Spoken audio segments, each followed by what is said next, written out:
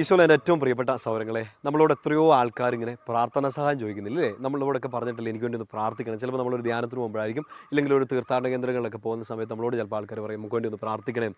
ആ, എത്രയോ ആൾക്കാർക്ക് വേണ്ടി നമ്മൾ പ്രാർത്ഥിക്കേണ്ടതുണ്ട് ഇല്ലേ. ഇപ്പം നമ്മൾ നമ്മുടെ വീടിനകത്തോട്ട് നോക്കിയാൽ, നമ്മുടെ കുടുംബത്തിൽ തന്നെ നോക്കിയാൽ, നമ്മുടെ പ്രാർത്ഥന ആവശ്യമായിരിക്കുന്നവരെല്ലാവരും, നമ്മുടെ ജീവിത പങ്കാളി, മക്കൾ, മാതാപിതാക്കൾ, നമ്മുടെ പ്രിയപ്പെട്ട ഫ്രണ്ട്സ്, എല്ലാവർക്കും വേണ്ടി നമ്മൾ പ്രാർത്ഥിക്കണം. നിങ്ങൾ അച്ഛന് വേണ്ടിയൊക്കെ പ്രാർത്ഥിക്കാറുണ്ടോ? അച്ഛൻ നിങ്ങൾക്ക് വേണ്ടി എന്തോരം പ്രാർത്ഥിക്കുന്നു. നിങ്ങളെ പരസ്പരം കണ്ടില്ലേലും നമ്മൾ പ്രാർത്ഥിക്കുന്നില്ലേ. എത്രയോ ആൾക്കാർക്ക് വേണ്ടി നമ്മൾ പ്രാർത്ഥിക്കുന്നു. അച്ഛൻ ഇന്ന് പറഞ്ഞു തരാൻ പോകുന്നത് നിങ്ങൾക്ക് അറിയാവുന്ന ഒരു സങ്കീർത്തനത്തിലെ ഒരു കുഞ്ഞു വചനമാണ്. അതായത് പ്രത്യേകിച്ച് നിങ്ങളുടെ പ്രിയപ്പെട്ടവർക്ക് വേണ്ടി ഒരു പ്രാർത്ഥന ചൊല്ലണമെങ്കിൽ പെട്ടെന്ന് എടുത്ത് പ്രാർത്ഥിക്കാൻ പറ്റുന്ന നല്ലൊരു സങ്കീർത്തനമാണ് 89ാമത്തെ സങ്കീർത്തനം, സാം 89.